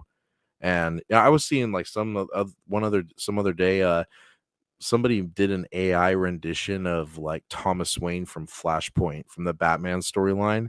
And when I saw it, I was like, oh my God. I was like, man, if imagine it, because they did it with like the dude that plays Negan from Walking Dead, because he was actually Thomas Wayne in the Yeah, beginning clip of Batman versus Superman. And I saw that and I was just like, fuck me, dude. Like, what if they actually would have done it? Like, Zack Snyder had no balls. He didn't pull no triggers. He didn't actually do anything that we cared about or that we like knew as like fans. So it's stuff like that that makes me kind of like upset when I see it. And I'm like, what could have been? But at the same time, I don't want to see it. I don't want it mass produced and I don't want to see it because it just like it sours the brand for me even more. So what were we gonna say though, Neurodart? nothing. Tell me to shut up, man, if I'm rambling too much. Tell me to shut up. Stig said the Star Wars theory fans are actually dumber than the Raylos, no question about it. Yeah, there's a lot of blind followers over on that part of the YouTube space for the fandom. Stig also said the guy who made the Heir to the Empire animated movie on YouTube did a superb job. You know, There is a like a trailer or something that was actually animated for Heir to the Empire. But then there was also really, that there was another one that used AI, but he also changed it to fit with Disney, I think. yes, So instead of Sabayoth, he brought back Mace Windu, fuck, like a clone of Mace Windu, or was evil Mace Windu, or some gay shit yeah, like that. like I a don't know. dark side version. Did he have a red or a purple lightsaber still? I'm not sure. I don't Oh, remember. okay, fair enough. Um, going in real quick again. That's a chat. Double A said the YouTube channel Skywalker Stories. Yeah, that guy. That guy. He's the one that I see with a lot of the AI stuff coming out. He is a fake fan and loves Disney Star Wars. How do I know? He made an AI video of Luke meeting Anakin in the World Between Worlds. Fake fan and get the fuck out of the fandom. Well, yeah, I'm not a fan of the World Between Worlds anyway. That's also another product of Dave Filoni. That is the Clone Wars era of Star Wars, and I'm not happy too much about it. But like that show was made for sure, and it was geared and kicked off by George himself, and he just lost control of it once he stopped showing up for the episodes and the screenings. I'm assuming, but yeah, for sure, fake fan. February said Theory is going to crash out when Disney sends a cease and desist for his counterfeit lightsabers. Well, I think that if they would have done that, they would have done it already, instead of letting him make all this money about it, for sure. Yes, Double A said as a former Theory channel supporter and fan, yeah, right on, dude. Like I've been very open about it. I used to support him as well. I used to watch the Theory videos, and I used to catch the live streams with him and Den of 500 Shekels back when like the fandom was trying to stay together and survive over what was going on currently, and not a lot of people were voicing their opinions as heavily as at that time. So it was an interesting time to be a Star Wars fan. A lot of people were thinking the same thing, but not a lot of people were saying it. There was a lot of gatekeeper alliance kind of guys and EU purists that were definitely saying that from the jump, but it took a lot of people a lot of time to basically realize what was going on before it was too late. Stig said the guy I'm talking about did 3D animation. Oh yeah, okay, for the Heir to the Empire fan film. Yeah, there was Yeah, also. I just sent a link. Oh, that's the I'm link you pretty put in sure chat. I think that's the one he's talking about. Okay, It's like an hour and a half for part all one. right. So Narrow Dark has that posted in chat, so go check that out when you guys get the chance. All right, guys. The guy I'm talking about. Okay, yeah, we got that one already. And then Stig said Lucasfilm and the Clone Wars would not supersede the EU when they started airing it. Got a screenshot of it too. Okay, I believe you, brother. John said, but it's hype, hype, hype. 10 out of 10 for Ahsoka season 2, guys. Come on. I know. We're a bunch of haters. We're a bunch of fucking gatekeepers. He's a fucking gatekeeper. And Speaking it's of this which, bitch. $500 make you holla. $500. 500 shekels is more like it. Appreciate you guys, man. Merry Christmas to all of you guys and Happy New Year. Appreciate you guys hanging out with us and talking and laughing about Disney Star Wars together. I wouldn't spend the holiday weekend any other way. This closed with basically saying back to this Force Awakens article by Fake News Variety. They say, ironically, The Force Awakens faced both praise and criticism for its embracement of nostalgia upon release, but today it can almost be watched as a nostalgic piece of cinema itself. Yeah, to laugh and hate at. Consider that the kids who saw the film in theaters in elementary school can now be in college, in the same way that the prequels have garnered. Oh, there we go. People are going to love it over time, just like they did the prequels. Have the same way the prequels have garnered newfound love from the kids who grew up with them in the 90s and 2000s in recent years. The Force Awakens may have now passed the threshold of nostalgia. I highly fucking doubt it. Nostalgia for a time when a legacy sequel could still evoke something special, when event cinema still brought people out to the theater, when the line between a theatrical and streaming release was not as nebulous, and when franchises could deliver fan service with quality rather than quantity. It seems dubious that Hollywood might be able to recapture the magic today, but as Han Solo would say, never tell me the odds. And how fucking dare you quote him at the end of that, Yeah. you pieces of shit. The odds are not in your favor, Disney. They're not. Sorry. No. Yeah, no one cares. No one cares. These movies aren't good. They can't stand on their own, and they don't have merit. Like the prequels, despite there are plenty of things I don't like about them, I still think they are they stand on their own. They represent Star Wars. They feel like someone's vision come to life on screen. They feel like a cohesive story. That you can't say the same about the sequels. No, at all. They immediately want to rewrite and replace. That doesn't pay homage. That doesn't honor what came before and build a solid bridge and a foundation for them to create off of with what they want to do with the story. So definitely some bullshit. Stig said, I used to be on with Ryan and Kindle once or twice per week for a year or so, calling out Filoni and Disney crap. Ryan's opinions have never changed. Top guy. Yeah, I agree. I know he's felt that way since like probably the beginning of the acquisition by Disney. February said Den of Shills 180 or Den of Shills 180 of Kathleen Kennedy needs to be studied. Yeah, he really is a fucking dim-witted fucking grift piece of shit for sure. I don't like the guy. There's no secret there. John Gets Gaming said the propaganda against the EU was strong. All the YouTube channels before 2018-ish were basically dismissive of it and propagandizing Disney Star Wars.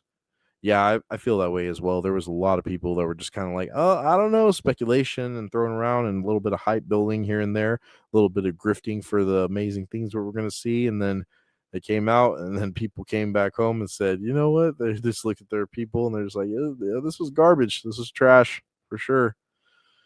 At least that's what I saw a lot around me. Can't speak for everybody. John said, agreed. Ryan is top tier human. Yeah, he's pretty cool, man. He's pretty dope. I fell into the group of people who grew up with these movies and they're clowned on. We're the most terminally online generation too. Yeah. There, I feel like it's generationally known and wide that these movies just aren't shit. A lot of younger people, they hear something's not shit or the movie ain't cool. Yeah, they'll go on that for sure. Yeah, I'm Gen Z, and as far as I know, Gen Z, we don't give a fuck about Disney Star Wars.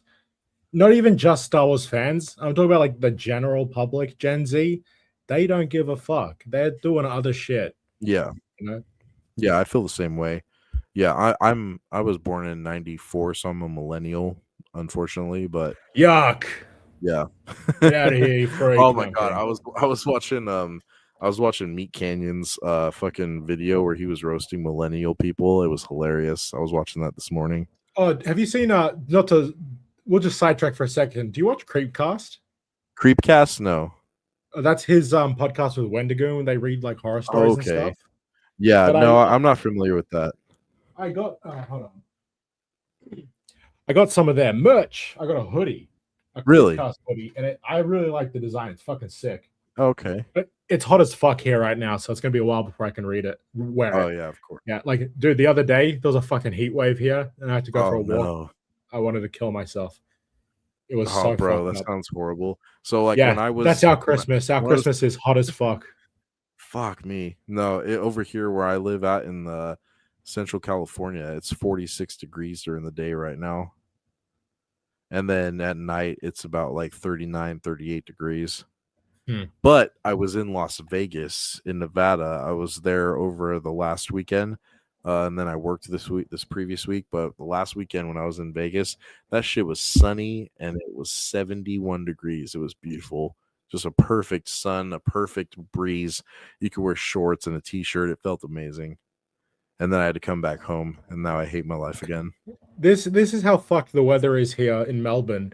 It was so hot the other day, and then yesterday it was raining and couldn't go outside. It was all cloudy and shit.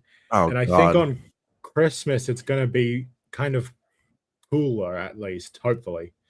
Um, and it might rain on Christmas as well. Oh yeah, we got rain for our Christmas too.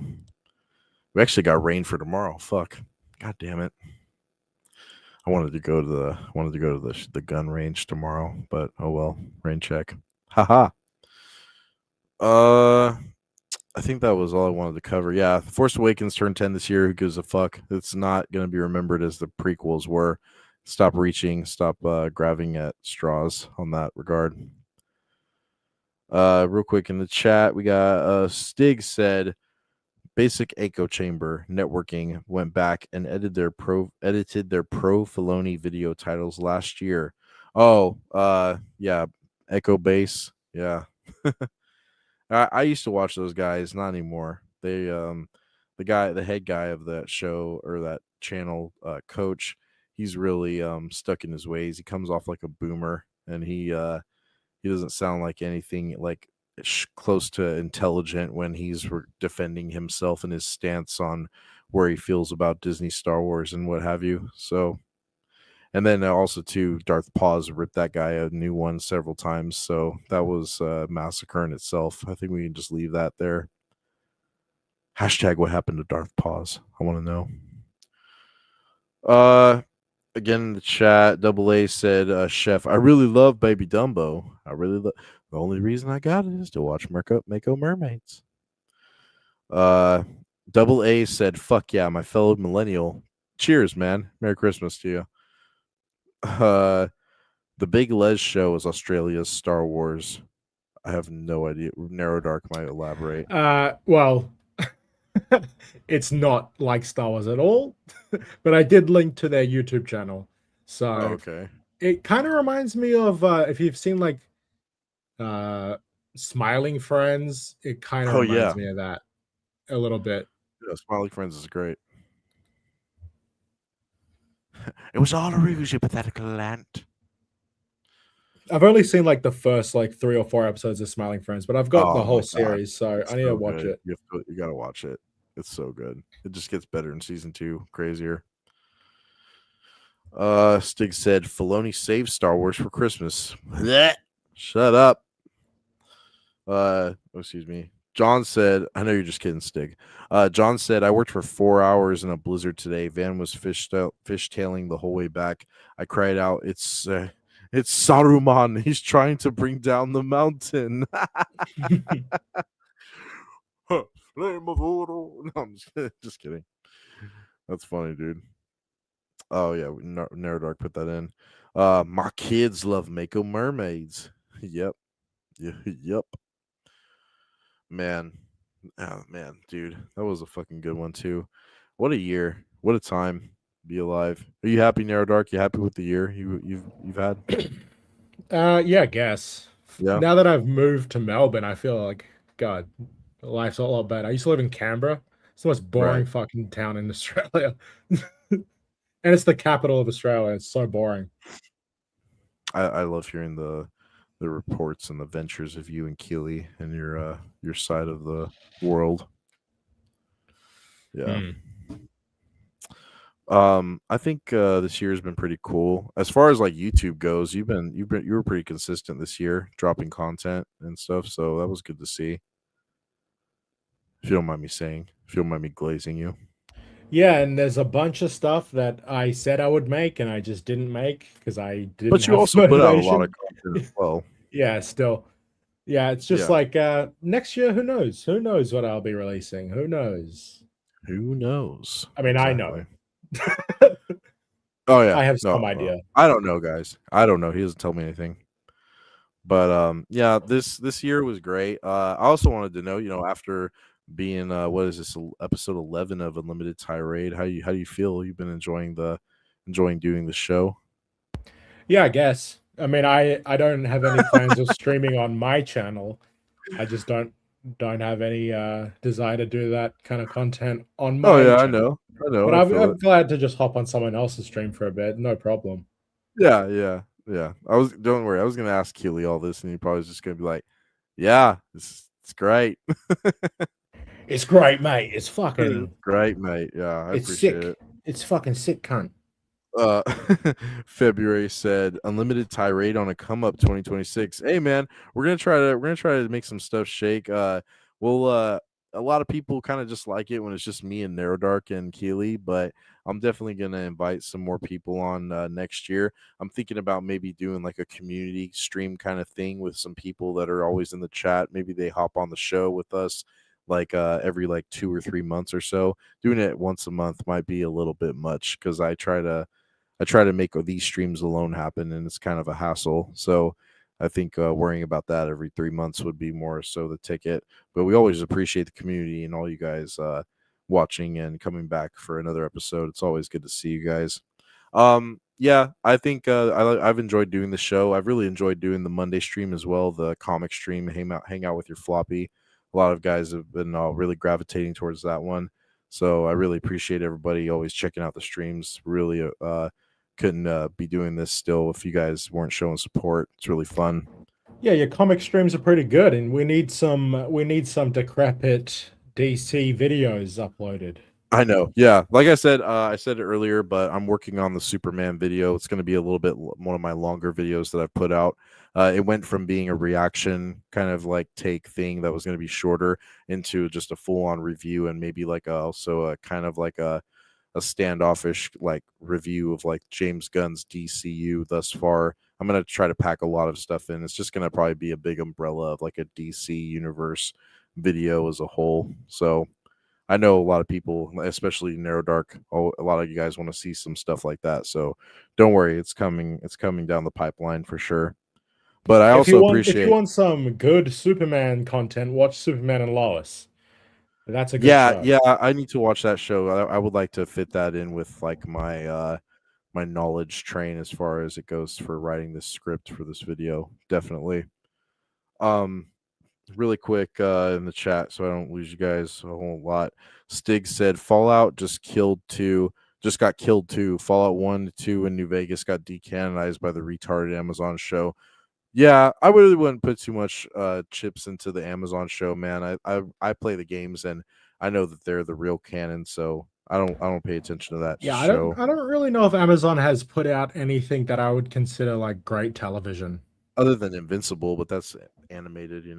Yeah, I mean the downside to that is they put all their money in hiring big name actors and the Oh animation yeah, kind to of voice suffers the for it. characters.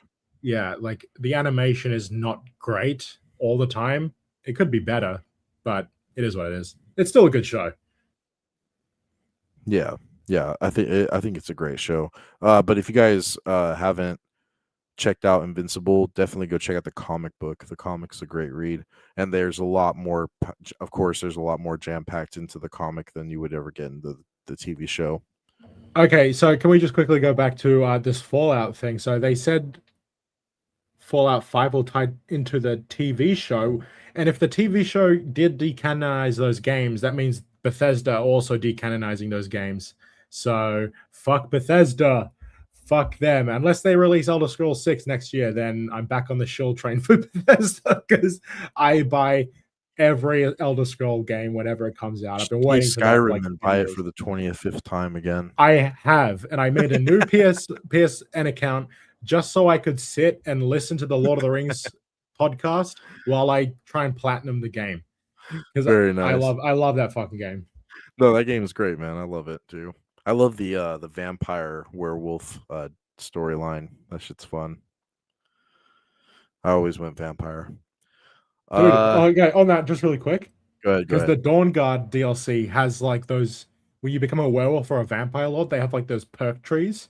Yeah. And to get a platinum, you have to, I mean, to get a trophy for it, you have to like get all the skill points. So I spent like an hour going around as a werewolf, just eating a bunch of people just so I could get all those perks last night. And then I went to sleep. And then I woke up at like 1 o'clock.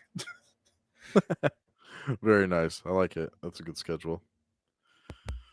Good gaming schedule, at least, for sure. And also, obviously, I side with the Stormcloaks, play the Nords. Skyrim belongs to the Nords. Fuck the Thalmor.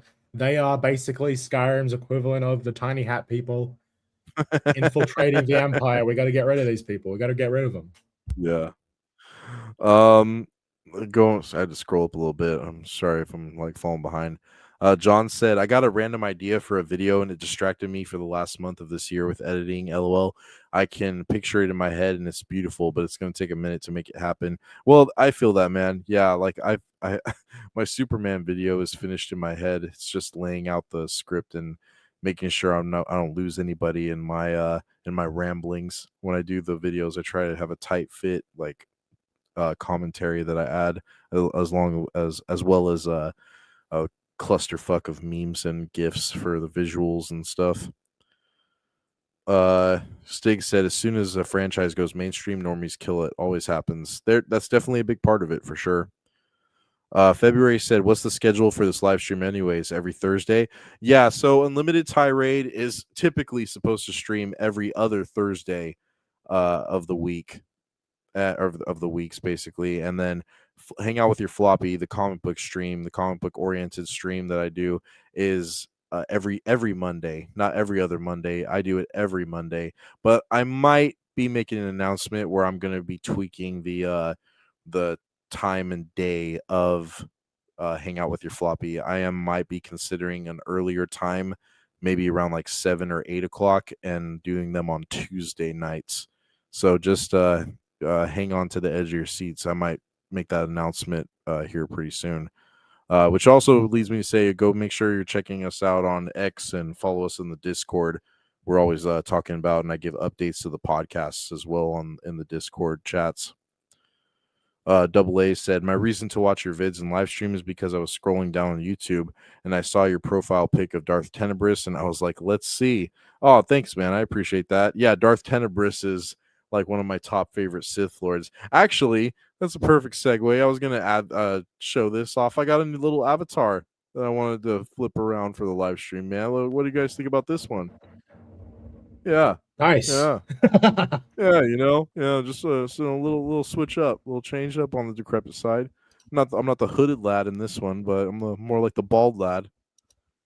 With the real red eyes. I don't know if Tenebris had real red eyes. I think I got this image from like a toy figure that someone custom built. So fucking Keely and Narrow Dark were always. I like how like it's Cody, but like your little background is still the same. That's pretty funny. Yeah, I got that because Keely wasn't going to be here, so I was like, well, we need some representation. We need our clone trooper representation on stream. Yeah, John Getz. I made a new PSN account just so I could buy games to platinum them and have a nice display of my platinum trophies. Very cool. I like that. But I will say I have one of the rarest platinum trophies ever with the Crystal Dynamics Avengers game, because you can't get any. There's some trophies you can't get anymore because they broke it. They broke the game. Oh, so really? I platinumed that game. One of the only people you'll ever meet who has that platinum. Trust me. God damn. It's awful. It's an awful fucking game. It sounds like it. Double. I have to scroll up, guys. I'm sorry. I'm trying to keep up. Trying to keep up. Double A said, "Narrow Dark. I agree. Superman and Lois is a great show. It has its flaws, but it's still a great series within the CW and DC franchise." Yeah, I think that's a universal take. A lot of people that watch that, they love it. Soul Assassin said, "I got a series y'all might like. A channel called Loresmith is doing an anime KOTOR 2 series. It's 5 episodes long already. I've seen that, man. I've seen it and I've shared it in the Discord text channels when I link stuff. I've shared that a few times to some of the guys. So yeah, there's a Yeah, lot of people here that I've seen some are of that as well aware well. of that. Yeah. I actually played KOTOR the other day. Oh, don't I start. played KOTOR 2 a lot more. I tried to get in. I tried to get back into KOTOR, but like the actual like gameplay, I just can't really get into it. I know it's like a Uh, turn-based RPG style, but it's dude, also like it's a little too slow. the You know what story I is mean? so good. Yeah, I might just I might just watch some cutscenes on YouTube or something. But I remember playing the second one, Sith Lords, and Yeah. really liking. I've played it for like a few hours. Like I It's remember fucking thinking fun, man. it's a lot better It gameplay is a lot wise. better. But you need the restored content mod if you're gonna play KOTOR 2: The Sith Lords. Yeah, I think you can get it on Restored content The mod. Steam Workshop. I'm pretty sure they Yeah, probably you have it get there. all of the dialogue and the cutscenes and some missions and what have you that fills in the story completely. Because I'm telling you right now, I shared it in like versions of shorts on the channel of my boss fight with Darth Treya, and let me tell you, son, at the ending after you beat her. If you beat her on the dark side mill ending, it is a fucking letdown of like a ending to the game. Such build up and so many things that happen, and for it to end the way it does, like with like the cutscene that it shows, it was super underwhelming, and I wanted to throw my controller through the TV. It really Mm. infuriated me. But I've heard it's different and it's a lot better with the restored content mods, so I have to get it on Steam when I get the chance. Hell yeah. Uh okay, I'm just gonna scroll down all the way. Soul Assassin said Thieves Guild all the way. Hell yeah. Right on. I'm a few hours away from finishing Fallout 1 for the first time. Also chose to finishing a replay of KOTOR 2, or close to finishing a replay of KOTOR 2. Nice. Good stuff. Narrow Dark may be a fellow. Okay, he addressed that. Make pattern baldness the name of the Sith. Bald, my eyes. New PFP looks like Theory. That's funny. You guys are great. Male Bane. Oh, Bane. You nearly adopted the dark. I was born in it, molded by it. Sorry, that was bad. John said, "Yeah, ones with online trophies often can be achieved now. Resistance 2, I still don't have 10,000 online kills, but have all the other trophies." Oh, nice, man. Ace also said, "I do have Dragon Ball Fighters Platinum just because it's Dragon Ball, and I was determined to get it despite sucking at fighting games." Yeah, I need to get that. I need I because I got that game. I might need to try and platinum that. But I did platinum Mortal Kombat 1. right. The one that before Mortal Kombat 11, the last one, like the second last one that came out, I platinum that one because you don't need any. I don't think you need any online trophies for that. And if I Yes. need online trophies for a game, I'm just not even going to try and platinum it. Like fuck that. Let me just play the game alone and get the trophies. Like Did you play Elden Ring? nah. Oh, I okay. Not a Souls I guy? need to get that. Well, the only reason I would be interested in getting that is because George R. R. Martin wrote a lot of the lore, and I think it'd be kind Yeah, of that's why I was interesting. curious. But the Souls games, like I suck at that. So I did think that felt like Bloodborne. I remember playing a lot. Bloodborne is fucking Yeah, a good. lot of people refer to Bloodborne as like the best one. But I If remember if like not. Dark Souls 3 was the last one I played. Actually, Yeah, Sekiro, I remember liking that a lot. Sekiro was good. I have not beaten Sekiro. I beat Dark Souls 3, but it took me years. I'm not very good at those games as well.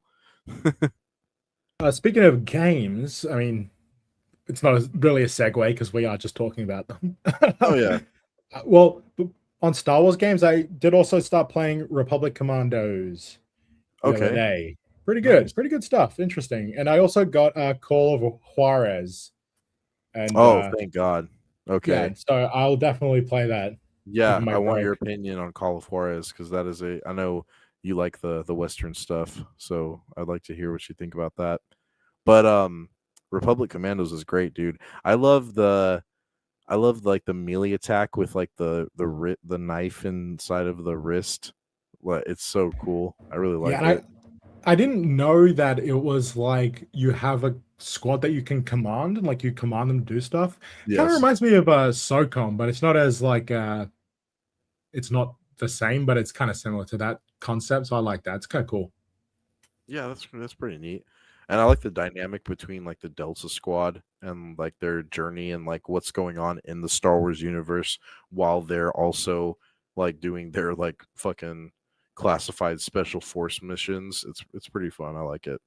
Yeah, I also got like basically I got like Shadows of the Empire, Dark Forces, the Jedi Knight games, Yeah. and Bounty Hunter as well. I need to play all of these games. Dark Forces is great, man. Let me see in chat. John said, "Been playing the Grinch PS1. It's absolute movie slop trash." Hell Nice, yeah, do dude. we need more movie tie-in games? That's a lost art. It is Like a all lost the art. old MCU tie-in games, they sucked, but I like the Thor one The Captain sucks, but I America remember one playing was it. pretty fun. And the Iron Man 2 one was also pretty good. The Iron Man one, I thought that was great. The like flight mechanics and the graphics at the time on I 360, think I it had it was on like something else. PSP. It was really good on PSP. Okay, yeah. I tried the game demo for it on 360 back in like 2007, 2008. It was pretty ahead of its time. I remember at least. But all the ones that were some of the best ones were the Spider-Man from the Sam Raimi era, Yeah, Spider-Man like 1 and Spider-Man 2. Spider-Man 3 Yeah. on PSP. Eh. I remember thinking, oh, it's kind of fun. And guys, if you guys want to go check out John Gets Gaming, I'll link him in the chat and you guys can go check out John's streams. Make sure you guys go sub and tell John Decrepit sent you. Fanatic Verse said, "Can I have a Discord invite link to your Discord link?" That's funny. You said it twice. I believe it's on the channel. If not, then I will put it in the description of this video once the live stream gets posted. But I don't have the Discord link on me right now on my computer's top. I'm actually signed in on the Discord on my phone. So I have to sign in on my computer. I'm always on the go. I'm never home, so that's why I'm on my phone with it instead of the computer setup. Sorry about that, guys. It will be posted in the description. That's all, folks. But yeah. What else was I gonna bring up right now? Oh yeah, dude. So like like I said, it being the end of the year and 2026 will be next year. I just wanted to say that I look forward to doing many more podcast episodes with Narrow Dark, of course, and our other co-host Captain Keeley. We're gonna be keeping up with Unlimited Tirade. I know a lot of people are like slow to coming to the channel and like discovering the live streams and checking out the content, but make sure you guys try to tune in when we drop the live streams because they really are fun. We have a blast and we enjoy talking with a lot of the guys in the community, in the chat, and in the comment section for sure. I'm gonna plug my co-host channels real quick if that's all right with everyone. So you guys can go find Narrow Dark. You guys can go find him at the link that I just put in the chat right now. Go ahead and go sub to Narrow Dark if you guys haven't already. Narrow Dark has the holiday special full film on his channel for free for you guys to go check it out. So go gander at it if you haven't watched that movie just yet. Go get exposed to it, and then come back to the beginning of the stream on the replay that we talked about that movie for a little bit, and then let us know in the comment section if you guys share the sentiment that we have or not. And then also February said, "How many viewers do y'all need to do weekly streams?" I 10 do billion. 10 billion dollars. Uh, I just don't have the time to do weekly streams. yeah, and Sorry like about that. February. I know their schedules. I try to work around it, but like I said, we do every other Thursday Unlimited Tirade with like the three of us.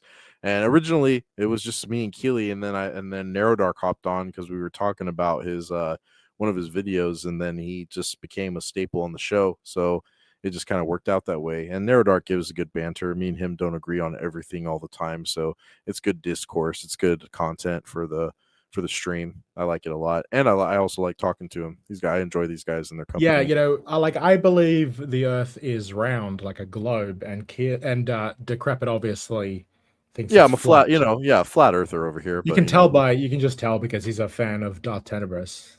right, for sure. Speaking on that, I did do a reading of Tenebris Way on my channel. Read the whole short story, so you can check that out if you want. Oh yeah, go check that out as well, guys. Also too, like I said, Keely's not here, but go check out that link right there, and that will take you to one of Keely's streams, I believe. But go sub to Keely and tell him Decrepit and Narrow Dark sent you. Tell him we miss him tonight. Sniff, sniff, and crying and all that good jazz. Double A said, or February said, no worries, boys. Every other week is more than fine. Yeah, and like I said, the weekly stream that I can make happen for you guys is the Hangout with Your Floppy stream, where we talk about comic books and comic book content, whether it be like movies or books or whatever else falling under that umbrella. But I try to make that happen every Monday at like 9 p.m. Pacific time. But like I said, I might be announcing that I'll be moving that to Tuesday pretty soon. Maybe around Christmas time, I'll decide whether or not I'm going to do it. Double A said, Merry Christmas to all, just in case I forgot to say it. Happy Christmas to all. Yeah, man. That's what, yeah. We're definitely wishing everybody a happy holidays and a Merry Christmas, Happy New Year, and all that jazz. Yeah, like the reason with Hangout with Your Floppy, the reason I'm not always there in the chat stuff, because when you do it on Tuesdays, well, it's Monday for you, I think. It's Yes. Tuesday for me. Around that Yeah. time, I'm usually out having drinks. So Yeah, I know. Yeah, you're out being a fucking normal person. So that's a-okay, man. I know you catch the replay, so it's all good. Also too, guys, if you're not already, go follow me on X, and the link to my my X account is there. Go follow me on there, and I'll follow you back, and we can discuss things on there as well. And if you're not gonna be savvy and go join us on the Discord, then the updates to the streams will also be posted on my X page. So make sure you guys go give that a gander.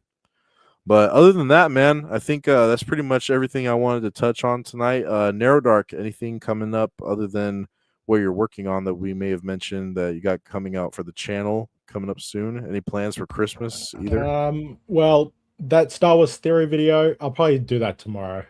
Okay, right on. But yeah, January we got a Night of the Seven Kingdoms coming out, so I'll be covering that, and we're also got House of the Dragon season 2 next year as well. Season 3.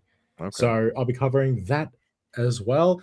I'll try and get back into Star Wars Legacy. I do already have some scripts for some other videos on that, so I should be able to put those out probably next year, because yeah, it's almost the end of the year, and I think Christmas, the fuck am I doing? My sister, my bitch sister, no, she's going to like Friendsmas with her boyfriends, and they're hanging out with her friends. So I got to hang out with my cousins.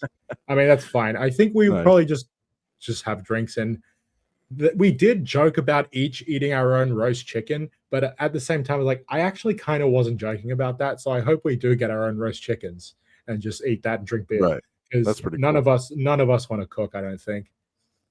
That's good. Sounds like a good time, mate. Yeah, I have a sibling of mine that came in from like across a few states, and it's good to see them. I haven't seen them in a while, and we're all going to be getting together at believe it or not, my grandmother's still alive and kicking, so we're going to be meeting late to that. Yeah, we're going to be meeting at her house. Yeah, I'm fortunate in that regard. You know, she's a lot older, but we're fortunate to have her for another year. So we're all going to be getting together and festivities and whatnot. But nice. a real quick chat before we close out. Fanatic said I clicked on the Discord server link, it expired. Yeah, I'll revamp that. When I get off stream and the replay posts, I'll revamp the Discord link onto the page, and I'll also put it on the description for my X account as well. But it'll also be in the description of this video too. Oddball said good streams, always love the shows. Thank you, Oddball, appreciate that. And then Double A said, remember folks, Disney Star Wars is fake Star Wars, including the upcoming Fart of the Fake Republic game, your closet shills. Oh yeah, the Fate of the Old Republic. On future content, I will just say I am hoping to cover DC and Marvel comics next year as well. I've already saved some that I think I want to check out, mainly just Marvel stuff. Uh, I was also thinking about maybe uh, reading and reviewing some Booster Gold comics because I've Really? kind of been. Have you watched Smosh Smosh? on YouTube? No. Well, there's one guy on Smosh called Shane Top, and I recently found out he's like a big fan cast for Booster Gold. Oh, really? I think he's an actual actor as well, but like I think he'd be pretty decent. He's kind of short, but I kind of like that idea of like a short buff dude playing Booster Gold. Yeah. That's sick. Okay. But we also need Ted Cord. Okay, I can't have Booster Gold without Blue Beetle. The real Yeah, no that's true. Yeah, I Ted was gonna Cord Blue say Beetle if you anyway. do the booster gold, I might do a Blue Beetle video. Fuck it. I Hell yeah! might And do it. there's this like random teenage girl I keep seeing on Instagram reels who's like a huge Booster Gold fan. Maybe that's why it's on my mind because I always see her reels and she's like a huge fan of the character, and I'm like, man, Right. maybe I need to check this character out more. Maybe I'm sleeping on Booster Gold. Right on. That's what's up, man. I'll have to look into it. But if you end up doing it, I'll promote it. I'll share it. I like it. Yeah, but anyway, I think that'll probably wrap it up for tonight, guys. As always, we appreciate you checking us out, tuning in. Be sure to like, share, and subscribe on the replay if you haven't already. Narrow Dark, any other last words for the people out there before we close? Merry Christmas and a Happy New Year. Yeah, guys, Merry Christmas to all of you. Well, we appreciate you tuning in, and we will catch you next time on Unlimited Tirade. And with that being said, guys, may the force be with you all, and go fuck yourself. Good night, everybody.